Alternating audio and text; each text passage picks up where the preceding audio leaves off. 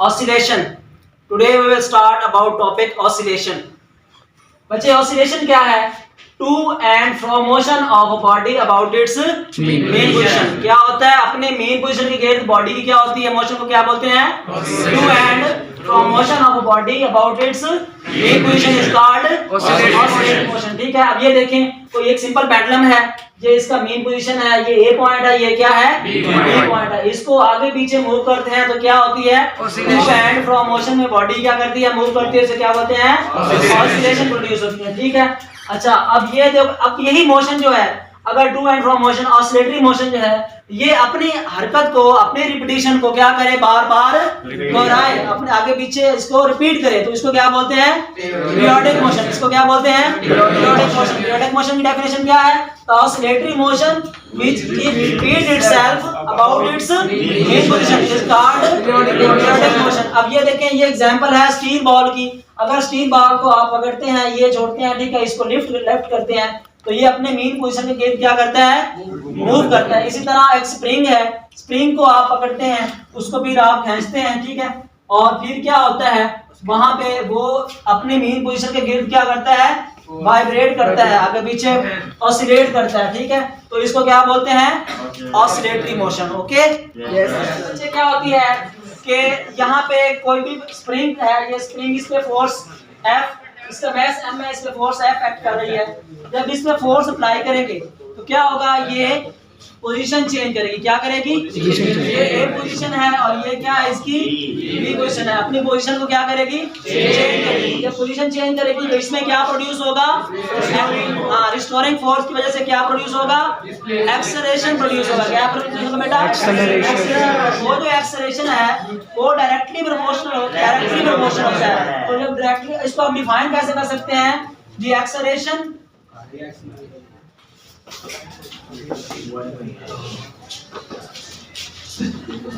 produced in a body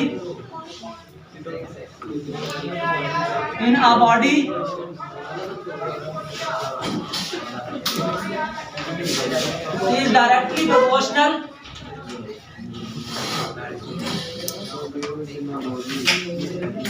to the attracted towards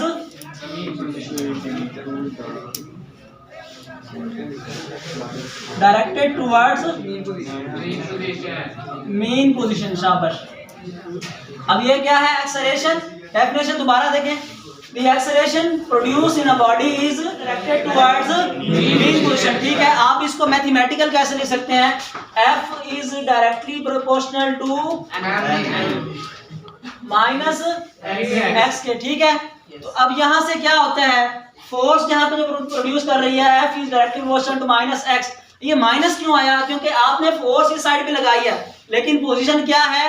उसके against हो रही है। देखो ना, ये आपने फोर्स इधर लगाई है, ठीक है, लेकिन जब आप उसको लेफ्ट करते हैं, छोड़ते हैं, तो क्या होता है? ये डिस्प्लेसमेंट इधर उसके रिवर्स है, मीन आगे पीछे मूव करता है अपने मीन पोजीशन के, तो ये नेगेटिव साइन है। अब बेटा यहाँ पे अगर कांस्टेंट खत्म करें, प्रोपोर्शनल साइन खत्म करें, तो क्या आता है? कोई कांस्टेंट आता है। क्या आता है बेटा? कांस्टेंट आता है। F इज इक्वल टू क्या आएगा? Minus kx। F is equal to क्या आएगा? Minus kx। अब यहाँ पे क्या है? K क्या होता है? Where K is constant. कौन सा कांस्टेंट? Proportionality constant. और इसको एक और नाम देते हैं। क्या नाम देते हैं बेटा? Spring constant. क्या नाम देते हैं बेटा? Spring constant.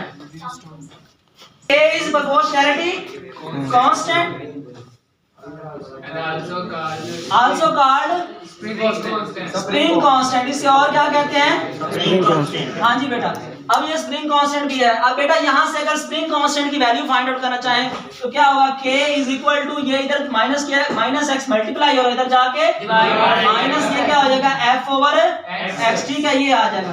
अब बेटा यहाँ से इसी इक्वेशन को, इसको इक्वेशन नंबर 1 का नाम दे दो, इसको इक्वेशन नंबर 2 का नाम दे दो।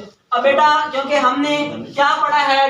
डेफिनेशन में क्या पढ़ा है? Acceleration produced in body is क्या है कि अब आपने जैसे ही फोर्स अप्लाई की है तो इसमें क्या प्रोड्यूस हुआ? एक्सेलरेशन। और according to Newton second law F is equal to क्या होता है? m में। क्या होता है? m में। अब यहाँ से इसी इक्वेशन में आप पुट करें, put F is equal to m में। ये किसके अकॉर्डिंग आया? According to Newton second law of motion, second law, ठीक है। अब बेटा यहाँ पे F इज इक्वल टू क्या आया, आप इस इक्वेशन 2 में पुट करें तो F is equal to m और इधर क्या है minus k over k into x, ठीक है।